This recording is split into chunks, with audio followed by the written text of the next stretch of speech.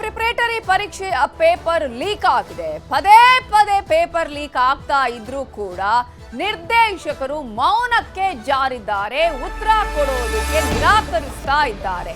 ನಿರ್ದೇಶಕರು ಎಲ್ಲಿ ಮಾಧ್ಯಮಗಳಿಗೆ ಪ್ರತಿಕ್ರಿಯೆ ನೀಡದೆ ಎಸ್ಕೇಪ್ ಆಗಿದ್ದಾರೆ. ಈ ವಿಚಾರದಲ್ಲಿ ಇದು ಮಕ್ಕಳ ಭವಿಷ್ಯದ ಪ್ರಶ್ನೆ.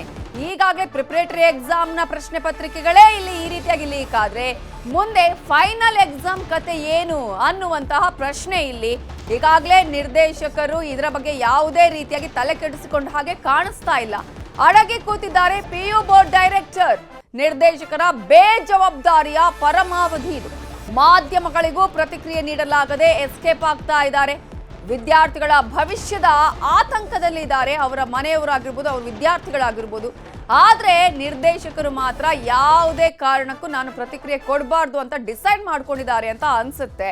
ಸೊ ನಿರ್ದೇಶಕರಿರುವ ಭರತ್ ಸಿಲ್ವನ್ ಈ ವಿಚಾರದಲ್ಲಿ ಯಾವುದೇ ರೀತಿಯ ಪ್ರತಿಕ್ರಿಯೆ ಕೊಡೋದಕ್ಕೆ ಮುಂದೆ ಬರ್ತಾ ಇಲ್ಲ, ನಿರಾಕರಿಸ್ತಾ ಇದ್ದಾರೆ. ಶಿಕ್ಷಣ ಸಚಿವರೇ, ಏನಿದು ನಿಮ್ಮ ಇಲಾಖೆಯ ಕಾರ್ಯವೈಖರಿ ಅಂತ ಕೇಳಬೇಕಾಗತ್ತೆ. ಈಗಾಗಲೇ ಮಕ್ಕಳು ಈಗ ಪ್ರಿಪರೇಟರಿ ಎಕ್ಸಾಮ್ ಸಂದರ್ಭ ಯಾಕೆ ಮಾಡ್ತಾರೆ, ಕಾರಣ ಯಾವ ರೀತಿಯಾಗಿ ಮಕ್ಕಳು ರೆಡಿ ಆಗಿದ್ದಾರೆ, ಮುಂದೆ ಯಾವ ರೀತಿಯಾಗಿ ಎಕ್ಸಾಮ್ ಬರಿಬೇಕು, ಯಾವ ರೀತಿಯಾಗಿರುತ್ತೆ ಪೂರ್ವಭಾವಿ ಎಕ್ಸಾಮ್ಗಳು. ಆದರೆ ಇದರ ಮಾನ್ಯತೆಯನ್ನೇ ಪ್ರಶ್ನೆ ಮಾಡುವ ಹಾಗಾಗಿದೆ ಈ ಒಂದು ಪೇಪರ್ಗಳು ಲೀಕ್ ಆಗ್ತಾ ಇರೋದು. ಈಗಾಗಲೇ ನಾವು ಹೇಳ್ತಾ ಇದೀವಲ್ಲ, ಮೊನ್ನೆ ಕೂಡ ಈ ಸ್ಟೋರಿಯನ್ನ ನಾವು ಮಾಡಿದ್ವಿ. ಕಾರಣ ಈಗಾಗಲೇ ಗಣಿತ ಎಕ್ಸಾಮ್ ಪೇಪರ್ ಕೂಡ ಲೀಕ್ ಆಗಿತ್ತು. ಅಷ್ಟು ಮಾತ್ರ ಅಲ್ಲ, ಇದೀಗ ಇಂಗ್ಲಿಷ್ ಪೇಪರ್ ಕೂಡ ಲೀಕ್ ಆಗಿದೆ. ಹಾಗಾದ್ರೆ ಏನ್ ಮಾಡ್ತಾ ಇದೆ ಶಿಕ್ಷಣ ಇಲಾಖೆ, ಬೋರ್ಡ್ ಏನ್ ಮಾಡ್ತಾ ಇದೆ, ಯಾವ ರೀತಿಯಾದ ಸ್ಟ್ರಿಕ್ಟ್ ಆಕ್ಷನ್ ಅನ್ನು ಕೈಗೊಳ್ಳಲಾಗಿತ್ತು, ಯಾಕೆ ಈ ರೀತಿಯಾಗಿ ಪೇಪರ್ ಲೀಕ್ ಆಗಿದೆ? ಎಕ್ಸಾಮ್ ಪೇಪರ್ ಲೀಕ್ಗೆ ಬೀಳ್ತಾ ಇಲ್ಲ ಬ್ರೇಕ್. ಈಗಾಗಲೇ ನಾನು ಹೇಳ್ತಾ ಇದ್ದೆ, ಗಣಿತ ಎಕ್ಸಾಮ್ನ ಕ್ವಶನ್ ಪೇಪರ್ ಲೀಕ್ ಆಗಿತ್ತು, ವಾಟ್ಸಪ್ಗಳಲ್ಲಿ ಶೇರ್ ಆಗಿತ್ತು. ನೆಕ್ಸ್ಟ್ ಡೇ ನೋಡಿದ್ರೆ ಸೇಮ್ ಕ್ವಶನ್ ಪೇಪರ್. ಈ ರೀತಿಯಾಗಿ ಈಗ ಕ್ವಶನ್ ಪೇಪರ್ ಲೀಕ್ ಆಗ್ತಾ ಇರೋದು ಎರಡನೇ ಬಾರಿಗೆ. ವಿದ್ಯಾರ್ಥಿಗಳ ಭವಿಷ್ಯದ ಜೊತೆಗೆ ಚೆಲ್ಲಾಟ ಆಡ್ತಾ ಇದೆ ಬೋರ್ಡ್. PU ಪ್ರಿಪರೇಟರಿ ಪೇಪರ್ ಕೂಡ ಲೀಕ್ ಆಗಿದೆ. ವಾರ್ಷಿಕ ಪರೀಕ್ಷೆಗೆ ದಿಕ್ಸೂಚಿ ಆಗಬೇಕಾದಂತಹ ಎಕ್ಸಾಮ್ಗಳು ಇದು. ಮೊನ್ನೆ ಗಣಿತ, ಇವತ್ತು ಇಂಗ್ಲಿಷ್ ಪೇಪರ್ ಲೀಕ್ ಆಗಿದೆ. ಎಕ್ಸಾಮ್ಗೂ ಮುನ್ನವೇ ವಾಟ್ಸಪ್ಗಳಲ್ಲಿ ಶೇರ್ ಆಗ್ತಾ ಇದೆ. ಈಗಾಗಲೇ ಓದಿದ ವಿದ್ಯಾರ್ಥಿಗಳು ತಲೆ ಮೇಲೆ ಕೈ ಹೊತ್ತು ಕೂತಿದ್ದಾರೆ. ಏನಪ್ಪ ಈ ರೀತಿಯಾಗಿ ಪೇಪರ್ಗಳು ಲೀಕ್ ಆದ್ರೆ ನಾವ್ ಯಾಕೆ ಓದಬೇಕು? ಇದು ಮಕ್ಕಳ ಈ ಒಂದು ಓದುವಂತಹ ಸ್ಪಿರಿಟ್ ಅನ್ನೇ ಕುಗ್ಗಿಸುವ ರೀತಿ ಮಾಡ್ತಾ ಇದೆ. ಓದದವರಿಗೂ ಒಂದೇ, ಓದಿದವರಿಗೂ ಒಂದೇ ಆದ್ರೆ ಹಾಗಾದ್ರೆ ನಾವು ಯಾಕೆ ಕಷ್ಟಪಟ್ಟು ಓದಬೇಕು ಅನ್ನುವ ಪ್ರಶ್ನೆಯನ್ನ ಕೂಡ ವಿದ್ಯಾರ್ಥಿಗಳು ಕೇಳ್ಕೊಳ್ಳುವಂಗಾಗಿದೆ.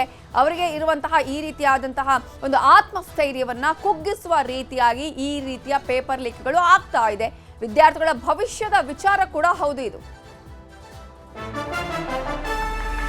ಪೇಪರ್ ಲೀಕ್ ತಡೆಗೆ ವಿಫಲ ಆಗ್ತಾ ಇದೆಯಾ ಇಲಾಖೆ? ಎಸ್ ಅಂತಾನೆ ಹೇಳಬೇಕಾಗತ್ತೆ. ಕಾರಣ ಎರಡೆರಡು ಪೇಪರ್ಗಳು ಲೀಕ್ ಆಗಿರೋದು.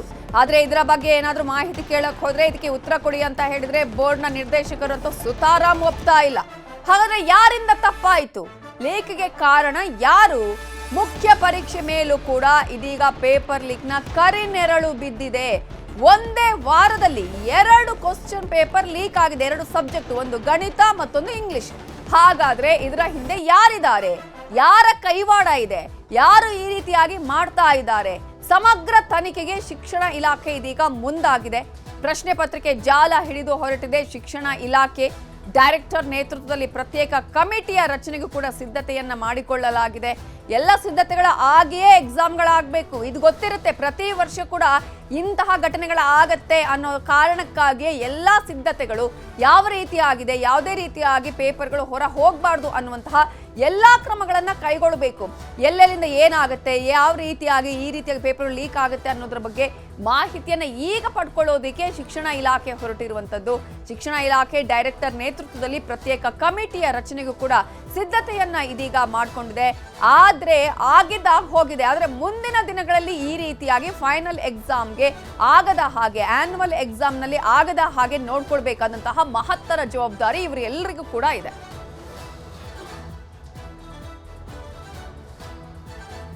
ವಾಟ್ಸ್ಆಪ್ ನಲ್ಲಿ ಹರಿದಾಡ್ತಾ ಇದೆ PU ಪ್ರಶ್ನೆ ಪತ್ರಿಕೆ.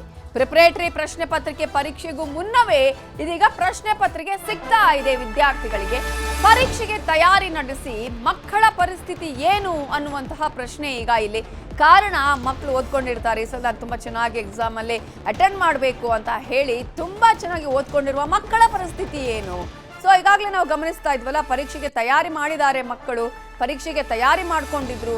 ಆದ್ರೆ ಹಿಂದಿನ ದಿನವೇ ಎಲ್ರಿಗೂ ಕೂಡ ವಾಟ್ಸಪ್ನಲ್ಲಿ ಈ ರೀತಿಯಾಗಿ ಪ್ರಶ್ನೆ ಪತ್ರಿಕೆ ಸಿಕ್ಕಿದ್ರೆ ಓದಿದವರ ಪರಿಸ್ಥಿತಿಯನ್ನು, ಓದದವರಿಗೆ ಈ ರೀತಿಯಾಗಿ ಇದು ಎಷ್ಟು ಲಾಭ ಆಗುತ್ತೆ ಅನ್ನೋದು ಎಲ್ರಿಗೂ ಕೂಡ ಗೊತ್ತಿದೆ. ಆ ಏನು ಪರ್ಟಿಕ್ಯುಲರ್ ಪ್ರಶ್ನೆಗಳನ್ನೇ ಇಟ್ಟುಕೊಂಡು ಓದ್ತಾರೆ. ಹಾಗಾದ್ರೆ ಇಡೀ ವರ್ಷ ಓದಂತಹ ಅಥವಾ ಈ ರೀತಿಯಾಗಿ ಮಕ್ಕಳು ಪ್ರತಿನಿತ್ಯ ಓದ್ತಾ ಇದ್ದವರ ಪರಿಸ್ಥಿತಿ ಏನು ಅನ್ನೋದು ಇವತ್ತಿನ ಪ್ರಶ್ನೆ ಪತ್ರಿಕೆ ನಿನ್ನೆಯೇ ಲೀಕ್ ಆಗಿತ್ತು. ಇಂಗ್ಲಿಷ್ ಪ್ರಶ್ನೆ ಪತ್ರಿಕೆ ಲೀಕ್ ಆಗಿರೋದನ್ನ ವಿದ್ಯಾರ್ಥಿಗಳು ಕೂಡ ಒಪ್ಕೊಂಡಿದ್ದಾರೆ. ವಾಟ್ಸಪ್ನಲ್ಲಿ ಹರಿದಾಡ್ತಾ ಇದೆ PU ಪ್ರಶ್ನೆ ಪತ್ರಿಕೆ. ನಿನ್ನೆಯ ಪ್ರಶ್ನೆ ಪತ್ರಿಕೆ ಲೀಕ್ ಆಗಿರೋದು ನಮಗೂ ಕೂಡ ಗೊತ್ತಿದೆ ಅನ್ನೋದನ್ನ ವಿದ್ಯಾರ್ಥಿಗಳು ಕೂಡ ಹೇಳ್ಕೊಳ್ತಾ ಇರೋದನ್ನ ನಾವಿಲ್ಲಿ ಗಮನಿಸಬಹುದು.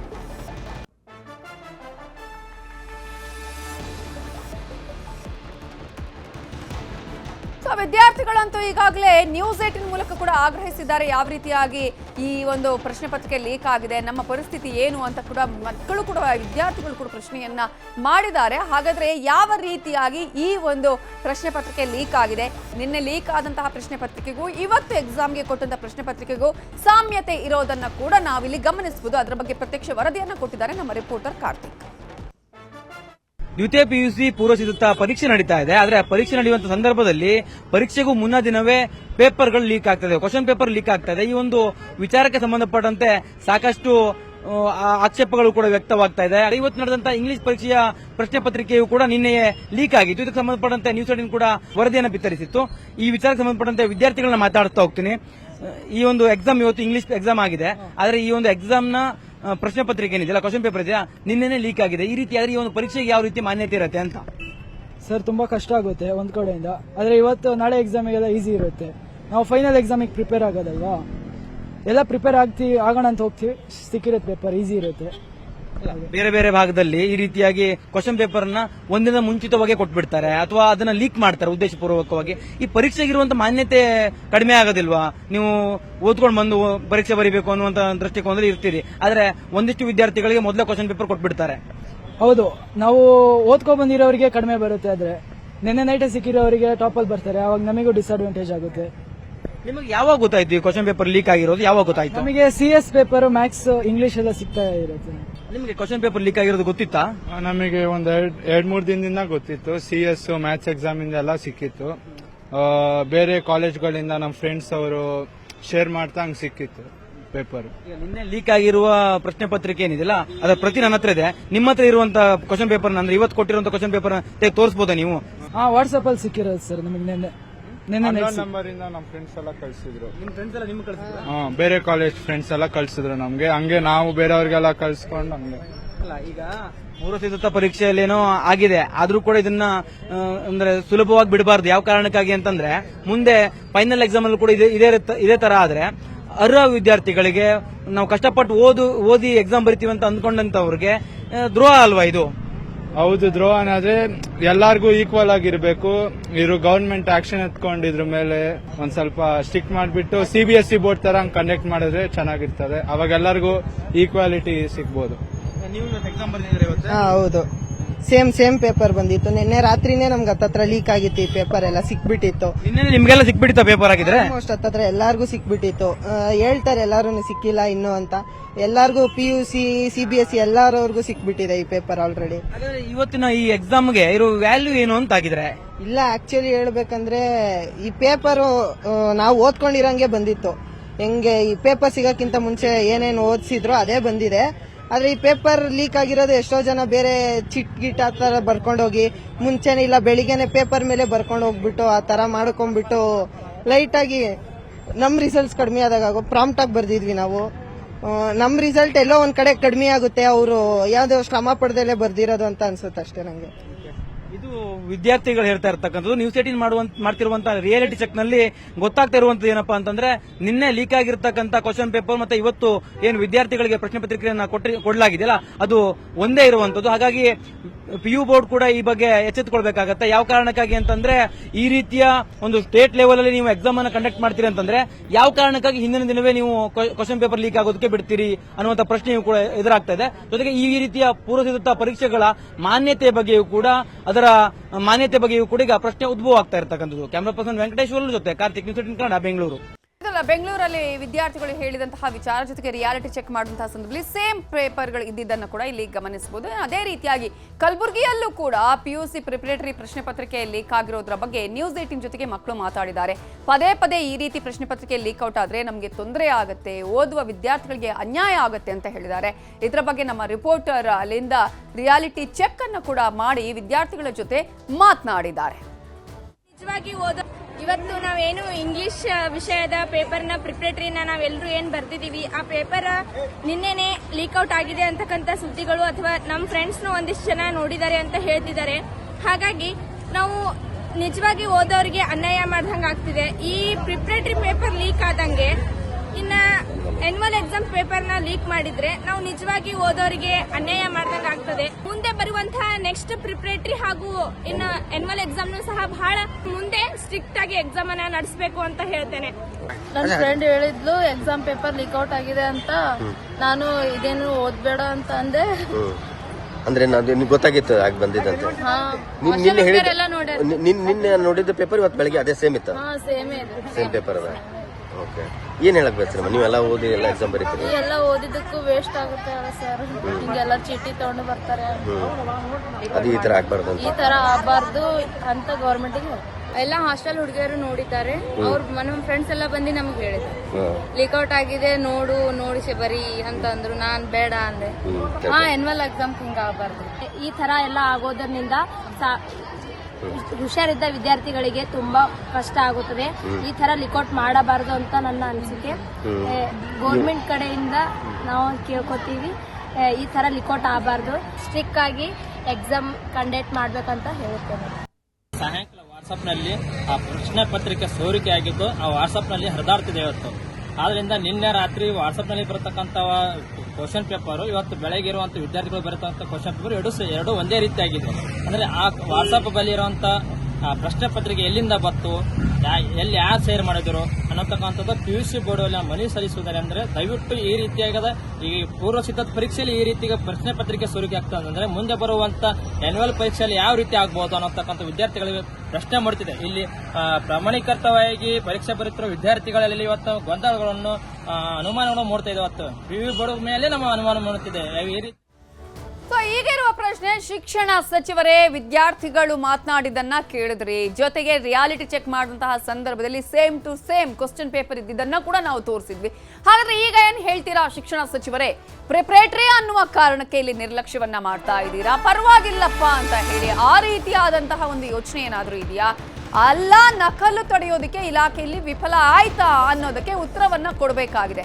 ಕಾರಣ ಮಕ್ಕಳು ಈಗಲೇ ಒಂದು ಮೈಂಡ್ ಸೆಟ್ಗೆ, ಕೆಲವು ಮಕ್ಕಳು ಏನಾಗಿದೆ ಅಂದ್ರೆ ಈಗ ಹೆಂಗೋ ಲೀಕ್ ಆಗಿದೆಯಲ್ಲ ಎಕ್ಸಾಮ್ ನ ಕ್ವಶನ್ ಪೇಪರು, ನೆಕ್ಸ್ಟ್ ಕೂಡ ಹಂಗೆ ಆಗಬಹುದು, ನಾವ್ ಯಾಕೆ ಓದ್ಬೇಕು ಅನ್ನೋ ಮೈಂಡ್ ಸೆಟ್ಗೆ ಬಂದ ಹಾಗೆ ಕಾಣಿಸ್ತಾ ಇದೆ ಕೆಲವು ವಿದ್ಯಾರ್ಥಿಗಳ ಮನಸ್ಥಿತಿಯನ್ನ ನಾವು ಗಮನಿಸ್ತಾ ಹೋದ್ರೆ. ಪೂರ್ವಭಾವಿ ಪರೀಕ್ಷೆ ಕಥೆಯೇ ಹೀಗಾದ್ರೆ ಮುಂದೆ ಹೇಗೆ ಮುಖ್ಯ ಪರೀಕ್ಷೆಯಲ್ಲಿ ನಕಲು ತಡೆಯೋದಕ್ಕೆ ಸಾಧ್ಯ ಇದೆಯಾ ಇಲ್ವಾ ಅನ್ನುವಂತಹ ಆತಂಕವನ್ನ, ಪ್ರಶ್ನೆಯನ್ನ ಹುಟ್ಟು ಹಾಕಿದೆ. ಶಿಕ್ಷಣ ಸಚಿವರೇ ಪ್ರತಿಕ್ರಿಯೆ ನೀಡದೆ ಮೌನ ಉತ್ತರವೇ ಹಾಗಾದ್ರೆ? ಇದು ವಿದ್ಯಾರ್ಥಿಗಳ ಭವಿಷ್ಯದ ಪ್ರಶ್ನೆ. ಇಲ್ಲಿ ಪೇಪರ್ ಲೀಕ್ ಆದ ಬಗ್ಗೆ ನ್ಯೂಸ್ 18 ಅಸಲಿಯತ್ತನ್ನ ಬಯಲು ಮಾಡಿದೆ. ಈಗಲಾದ್ರೂ ಉತ್ತರ ಕೊಡ್ಬೇಕಲ್ವಾ?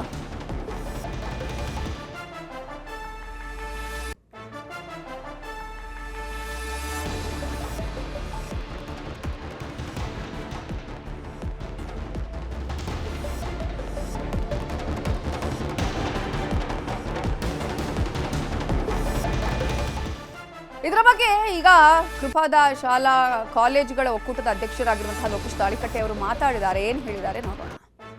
ಸೊ ಈ ರೀತಿ question paper pre board exam ನಲ್ಲೇ ಪ್ರಿಪರೇಟರಿ ಎಕ್ಸಾಮ್ಸ್ ಎಲ್ಲ ಲೀಕ್ ಆಗೋದು ಪ್ರಾರಂಭ ಆಯ್ತು ಅಂತಂದ್ರೆ, ಸೊ ಚೆನ್ನಾಗಿ ಓದುವಂತ ವಿದ್ಯಾರ್ಥಿಗಳ ಆತ್ಮಸ್ಥೈರ್ಯ ಕುಂದುತ್ತೆ. ಮತ್ತೆ ಕೆಲವು ಓದದೇ ಇರುವಂತ ವಿದ್ಯಾರ್ಥಿಗಳು ಕ್ವಶನ್ ಪೇಪರ್ಗೋಸ್ಕರ ಬೇರೆ ಬೇರೆ ಹಿಂಬಾಲಕರಾಗುವಂತದ್ದು ಮತ್ತೆ ನಂಬಿಕೊಳ್ಳುವಂತಹ ಪರಿಸ್ಥಿತಿ ನಿರ್ಮಾಣ ಆಗುತ್ತೆ. ಆಗ ಸಹಜವಾಗಿ ಎಕ್ಸಾಮ್ಸ್ ಬಗ್ಗೆ ಇರುವಂತಹ ಒಂದು ಕಾನ್ಸೆಪ್ಟ್ ಅಥವಾ ಅದ್ರ ಬಗ್ಗೆ ಇರುವಂತಹ ಗಂಭೀರತೆ ಹೋಗುತ್ತೆ ಅಂತ. ಯಾವ ಡಿಸ್ಟಿಕ್ ಅಲ್ಲಿ ಕ್ವಶನ್ ಪೇಪರ್ ಲೀಕ್ ಆಗಿದೆಯೋ ಆ ಡಿಸ್ಟಿಕ್ಕಿನ DDPU ಮೇಲೆ ನಿರ್ದಾಕ್ಷಿಣ್ಯ ಕ್ರಮ ಜರುಗಿಸಿ, ಅದಕ್ಕೆ ಕಾರಣರು ಯಾರಾಗಿರ್ತಾರೋ ಅಂತವ್ರ ಮೇಲೆ ಕಾನೂನು ಕ್ರಮ ಜರುಗಿಸಿ. ಸೊ ನೀವು ಮೊದಲನೇ ಪ್ರೀ ಬೋರ್ಡ್ ಎಕ್ಸಾಮ್ಸ್ಗೆ ಕ್ವಶನ್ ಪೇಪರ್ ಲೀಕ್ ಮಾಡಿದ್ರಿ ಅಂತಂದ್ರೆ ಸೊ ಮಕ್ಕಳಲ್ಲಿ ಆ ಆಸಕ್ತಿ ಮತ್ತು ಉತ್ಸಾಹ ಕಡಿಮೆ ಆಗುತ್ತೆ, ಮತ್ತೆ ಓದುವಂಥ ವಿದ್ಯಾರ್ಥಿಗಳಿಗೆ ದೊಡ್ಡ ಅನ್ಯಾಯ ಆಗುತ್ತೆ. ಸೊ ಇದು ಖಂಡನೀಯ. ಸೊ ಅದಕ್ಕೆ ಸಂಬಂಧಪಟ್ಟಂತ ಅಧಿಕಾರಿಗಳ ಮೇಲೆ ನಿರ್ದಾಕ್ಷಿಣ್ಯವಾಗಿ ಸರ್ಕಾರ ಕ್ರಮ ಜರುಗಿಸಬೇಕು ಅಂತ ಒತ್ತಾಯ ಕೃಪಾ ಸಂಘಟನೆಯಿಂದ ನಾವು ಮಾಡೋದಕ್ಕೆ ಇಚ್ಛಿಸ್ತೀವಿ. ಇದರ ಬಗ್ಗೆ ಇನ್ನಷ್ಟು ಡೀಟೇಲ್ಸ್ ಅನ್ನ ಕೊಡೋದಕ್ಕೆ ನಮ್ಮ ರಿಪೋರ್ಟರ್ ಪ್ರಗತಿ ಶೆಟ್ಟಿ ಈಗ ನೇರ ಸಂಪರ್ಕದಲ್ಲಿ ಜಾಯ್ನ್ ಆಗಿದ್ದಾರೆ. ಪ್ರಗತಿ ಶೆಟ್ಟಿ, ಈಗಾಗಲೇ ಈ ರೀತಿ ಆದ್ರೆ ಆನ್ಯುವಲ್ ಎಕ್ಸಾಮ್ ಕತೆ ಏನು ಅನ್ನುವಂತಹ ಪ್ರಶ್ನೆ ಕೂಡ ಇಲ್ಲಿ ಮೂಡುತ್ತೆ. ನಿನ್ನೆ ಕೂಡ ನ್ಯೂಸ್ 18 ಕನ್ನಡ ನಿರಂತರವಾಗಿ ಸುದ್ದಿಯನ್ನು ಬಿತ್ತರಿಸಿತು, ಆದ್ರೂ ಕೂಡ ಶಿಕ್ಷಣ ಇಲಾಖೆ ಗಮನ ವಹಿಸಿಲ್ಲ. ಅಟ್ಲೀಸ್ಟ್ ಪೋಸ್ಟ್ಪೋನ್ ಆದ್ರೂ ಮಾಡಬಹುದಾಗಿತ್ತು, ಈ ಎಕ್ಸಾಮ್ ಈಗ ಬೇಡ ಈ ರೀತಿಯಾಗಿದೆ ಅನ್ನೋದನ್ನಾದ್ರೂ ಯೋಚನೆ ಮಾಡಬಹುದಾಗಿತ್ತು. ಅದನ್ನ ಬಿಟ್ಟು ಇದೀಗ ಶಿಕ್ಷಣ ಇಲಾಖೆ ಮೌನ ವಹಿಸಿರೋದು, ಬೋರ್ಡ್ ಮೌನ ವಹಿಸಿರೋದು, ನಿರ್ದೇಶಕರಂತೂ ನನಗೂ ಅದಕ್ಕೂ ಸಂಬಂಧ ಇಲ್ಲ ಅನ್ನೋ ರೀತಿಯಲ್ಲಿ ಮೌನಕ್ಕೆ ಶರಣಾಗಿದ್ದಾರೆ. ಹಾಗಾದ್ರೆ ಆನ್ಯುವಲ್ ಎಕ್ಸಾಮ್ ಸರಿಯಾಗಿ ನಡೆಯುತ್ತೆ ಅನ್ನುವಂತಹ ಭರವಸೆಯನ್ನ, ವಿಶ್ವಾಸವನ್ನ ಹೇಗಿಟ್ಕೊಳ್ಳೋದು? ನವಿತಾ ಜೈನ್, ಇದೇ ಒಂದು ಪ್ರಶ್ನೆ ಈಗ ಸದ್ಯ ರಾಜ್ಯದಲ್ಲಿರುವಂತಹ ಪೋಷಕರಿಗೆ ಮತ್ತು ವಿದ್ಯಾರ್ಥಿಗಳಿಗೆ ಮೂಡಿರುವಂಥದ್ದು. ಫೆಬ್ರವರಿ 28ರಿಂದ ಮಾರ್ಚ್ 17ರವರೆಗೆ ದ್ವಿತೀಯ PUCಯ ಮೊದಲ ಪರೀಕ್ಷೆ ಶುರುವಾಗ್ತಾ ಹೋಗುತ್ತೆ. ಸೊ ಈ ಎಕ್ಸಾಮ್ಗೆ ಕೆಲವೇ ದಿನಗಳು ಬಾಕಿ ಇರುವಂತಹ ಹೊತ್ತಲ್ಲಿ ಈ ಪ್ರಿಪರೇಟರಿ ಎಕ್ಸಾಮ್ ಅನ್ನು ಮಾಡಿದ್ದಾರೆ. ಪ್ರಿಪರೇಟರಿ ಎಕ್ಸಾಮ್ ಅಲ್ಲಿ ಹಲವು ಕಡೆ ಪ್ರಶ್ನೆ ಪತ್ರಿಕೆ ಸೋರಿಕೆ ಆಗಿರುವಂತಹ ವಿಚಾರವನ್ನ ನ್ಯೂಸ್ 18 ನಿರಂತರವಾಗಿ ವಿಸ್ತೃತವಾಗಿ ವರದಿಯನ್ನ ಪ್ರಸಾರ ಮಾಡ್ತಾನೆ ಇತ್ತು. ಶಿವಮೊಗ್ಗದಲ್ಲಿ ಪ್ರಶ್ನೆ ಪತ್ರಿಕೆ ಸೋರಿಕೆ ಆದಾಗಲೇ ನ್ಯೂಸ್ 18 ವರದಿ ಪ್ರಸಾರ ಮಾಡಿತ್ತು. ಆ ಸಂದರ್ಭದಲ್ಲೂ ಕೂಡ ಈ PU ಬೋರ್ಡ್ ನ ಡೈರೆಕ್ಟರ್ ಮೌನ ವಹಿಸಿದ್ರು, ಯಾವುದೇ ರೀತಿಯಾದಂತಹ ರೆಸ್ಪಾನ್ಸ್ ಮಾಡಿಲ್ಲ. ಅದಾದ ಬೆನ್ನಲ್ಲೇ ಇವತ್ತು ಕೂಡ ನ್ಯೂಸ್ 18 ಮೊದಲು ವರದಿಯನ್ನ ಪ್ರಸಾರ ಮಾಡುತ್ತೆ. ಈ ಸಂಬಂಧಪಟ್ಟ ಹಾಗೆ ನಾವೇ ಅವ್ರ ಗಮನಕ್ಕೆ ತರಬೇಕಾಯ್ತು, ಪ್ರಶ್ನೆ ಪತ್ರಿಕೆ ಲೀಕ್ ಆಗಿದೆ ನೋಡಿ ಅಂತ. ಅದಾದ್ಮೇಲೆ ಅವ್ರು ಕನ್ಫರ್ಮ್ ಮಾಡ್ತಾರೆ, ಹೌದು ಲೀಕ್ ಆಗಿದೆ, ಕಲಬುರಗಿ ಭಾಗದಲ್ಲಿ ಲೀಕ್ ಆಗಿದೆ, ನಾವು ಒಂದು ಕ್ರಮವನ್ನ ತಗೊಳ್ತೀವಿ ಅಂತ. ಇವ್ರ ಕ್ರಮ ತಗೊಳ್ಳೋದು ಯಾವ ತರ ಅಂತ ಹೇಳಿದ್ರೆ, ಯಾವ ಪರೀಕ್ಷಾ ಕೇಂದ್ರ ಇರುತ್ತೆ ಅದಕ್ಕೆ ಸ್ಥಳೀಯವಾಗಿರುವಂತಹ ಒಂದು ಪೊಲೀಸ್ ಠಾಣೆಗೆ ಹೋಗ್ತಾರೆ, ಒಂದು FIR ಹಾಕ್ತಾರೆ, DDPO ಹೋಗ್ತಾರೆ, FIR ಹಾಕ್ತಾರೆ, ಬರ್ತಾರೆ. ಇವ್ರದೊಂದು ಇಂಟರ್ನಲ್ ಕಮಿಟಿ ಅಂತ ಮಾಡ್ತಾರೆ, ಆಂತರಿಕ ತನಿಖೆ ಅಂತ ಶುರುವಾಗುತ್ತೆ. 1 ವಾರಗಳ ಕಾಲ ಆ ತನಿಖೆ ಆಗುತ್ತೆ. ತನಿಖೆಯ ರಿಪೋರ್ಟ್ ಏನಾಗುತ್ತೆ, ಅದರಲ್ಲಿ ತಪ್ಪಿತಸ್ಥ ಯಾರು, ಇದನ್ನ ಲೀಕ್ ಮಾಡಿದ್ಯಾರು, ಅವ್ರ ಮೇಲೆ ಕೈಗೊಂಡ ಕ್ರಮ ಏನು, ಇದ್ಯಾವುದು ಕೂಡ ಎಲ್ಲೂ ಕೂಡ ಬಹಿರಂಗ ಆಗಲ್ಲ. ಮತ್ತೆ ಯಥಾವತ್ತಾಗಿ ಪ್ರತಿ ವರ್ಷ ಕೂಡ ಇದು ರಿಪೀಟ್ ಆಗ್ತಾ ಇರುತ್ತೆ. ಈ ವರ್ಷ ಪ್ರಿಪರೇಟರಿ ಪರೀಕ್ಷೆಯ ಪ್ರಶ್ನೆ ಪತ್ರಿಕೆ ಲೀಕ್ ಇಷ್ಟು ದೊಡ್ಡ ಮಟ್ಟದಲ್ಲಿ ಚರ್ಚೆ ಆಗೋದಕ್ಕೆ ಕಾರಣ ಏನಪ್ಪಾ ಅಂತ ಹೇಳಿದ್ರೆ, KSEAB ವತಿಯಿಂದ ಅಂದ್ರೆ ಕರ್ನಾಟಕ ಶಾಲಾ ಪರೀಕ್ಷೆ ಮತ್ತು ಮೌಲ್ಯ ನಿರ್ಣಯ ಮಂಡಳಿಯಿಂದ ಏಕರೂಪ ಪ್ರಶ್ನೆ ಪತ್ರಿಕೆ ಅಂತ ಮಾಡ್ತಾರೆ. ರಾಜ್ಯಾದ್ಯಂತ ಎಲ್ಲಾ ಜಿಲ್ಲೆಗಳಲ್ಲೂ ಕೂಡ ಪ್ರಶ್ನೆ ಪತ್ರಿಕೆಯನ್ನ KSEAB ರೆಡಿ ಮಾಡಿಕೊಡುತ್ತೆ. ಅವರು ರೆಡಿ ಮಾಡಿರುವಂತಹ ಪ್ರಶ್ನೆ ಪತ್ರಿಕೆಯನ್ನ PU ಬೋರ್ಡ್ಗೆ ಕೊಡ್ತಾರೆ. ಈ ಒಂದು ಎಕ್ಸಾಮ್ ಅನ್ನು ನಡೆಸುವಂತಹ ಜವಾಬ್ದಾರಿ PU ಬೋರ್ಡ್ ನ ಡೈರೆಕ್ಟರ್ ಮೇಲೆ ಇರುತ್ತೆ. ಅಂದ್ರೆ ರಾಜ್ಯಾದ್ಯಂತ ಆ ಎಕ್ಸಾಮ್ ನಡೆಯುವಂತಹ ದಿನ ಇವರು ಆ ಪ್ರಶ್ನೆ ಪತ್ರಿಕೆಯನ್ನ ಆನ್ಲೈನ್ ಮೂಲಕ ಸರಬರಾಜು ಮಾಡ್ತಾರೆ. ಇದರ ಪಾಸ್ವರ್ಡ್ ಯಾರಿಗೆ ಗೊತ್ತಿರುತ್ತೆ, DDPO ಗೊತ್ತಿರುತ್ತೆ, ಜೊತೆಗೆ ಪ್ರಿಂಟರ್ಗೆ ಗೊತ್ತಿರುತ್ತೆ. ಇವರಿಬ್ಬರೇ ಇದಕ್ಕೆ ಸಂಬಂಧಪಟ್ಟವರಾಗಿರ್ತಾರೆ. ಇದು ಎಲ್ಲ ಲೀಕ್ ಆಗಿದೆ ಅನ್ನುವಂತಹ ಜಾಡನ್ನ ಕಂಡು ಹಿಡಿಯೋದಕ್ಕೆ, ಆ ಜಾಲವನ್ನ ಭೇದಿಸೋದಕ್ಕೆ ಇವರಿಗೆ ಇಷ್ಟು ಟೈಮ್ ಬೇಕಾಯ್ತಾ ಅನ್ನುವಂತಹ ಪ್ರಶ್ನೆ ಕೂಡ ಇದೆ. ಒಂದು ಎಕ್ಸಾಮ್ ಲೀಕ್ ಆದಂತಹ ಸಂದರ್ಭದಲ್ಲೇ ಇವರು ಎಚ್ಚೆತ್ತುಕೊಂಡು ಏನಾಗ್ತಾ ಇದೆ ಅಂತ ಪ್ರಶ್ನೆ ಮಾಡಿದ್ರೆ ಇಷ್ಟು ಏನೋ ವಿದ್ಯಾರ್ಥಿಗಳ ಮೇಲೆ ಎಫೆಕ್ಟ್ ಆಗ್ತಾ ಇರಲಿಲ್ಲ. ಶಿವಮೊಗ್ಗದಲ್ಲಿ ಲೀಕ್ ಆದಾಗ್ಲೂ ಕೂಡ ಇವರು ನೆಗ್ಲೆಕ್ಟ್ ಮಾಡಿದ್ರು. ಅದಾದ ಬೆನ್ನಲ್ಲೇ ಈಗ ಕಲಬುರಗಿಯಲ್ಲೂ ಕೂಡ ಲೀಕ್ ಆಗಿದೆ. ಇನ್ನು ಎಷ್ಟು ಪ್ರಶ್ನೆ ಪತ್ರಿಕೆ ಲೀಕ್ ಆಗಿದೆ ಅನ್ನೋದು ಇನ್ನು ಮುಂದೆ ಮತ್ತೆ ಸಾಮಾಜಿಕ ಜಾಲತಾಣದಲ್ಲೂ ಕೂಡ ವೈರಲ್ ಆಗ್ತಾನೆ ಇದೆ. ಅದ್ರ ಬಗ್ಗೆ ಚರ್ಚೆ ಕೂಡ ಆಗ್ತಾನೆ ಹೋಗುತ್ತೆ. ಈ ವಿಚಾರವನ್ನ ಶಿಕ್ಷಣ ಇಲಾಖೆ, ಶಿಕ್ಷಣ ಸಚಿವ ಮಧು ಬಂಗಾರಪ್ಪ ಅವರು ಗಂಭೀರವಾಗಿ ಪರಿಗಣಿಸಲೇಬೇಕು. ಕೇವಲ ಸಾಮಾಜಿಕ ಜಾಲತಾಣದಲ್ಲಿ ವೈರಲ್ ಆಗ್ತಿದೆ ಅಂತ ಸೋಷಿಯಲ್ ಮೀಡಿಯಾ ಮೇಲೆ ಇದನ್ನ ತಪ್ಪೆತ್ತು ಹಾಕದೆ ಏನ್ ಆಗ್ತಿದೆ ಅನ್ನೋದನ್ನ ಕೂಲಂಕುಷವಾಗಿ ಅವರು ಈ ಡೈರೆಕ್ಟರ್ಗಳ ಜೊತೆ ಕೂತ್ಕೊಂಡು ಒಂದು ಸಭೆ ಮಾಡಿ ಪರಿಶೀಲನೆಯನ್ನ ನಡೆಸಬೇಕಾಗುತ್ತೆ. ನವಿತಾ ಜೈನ್.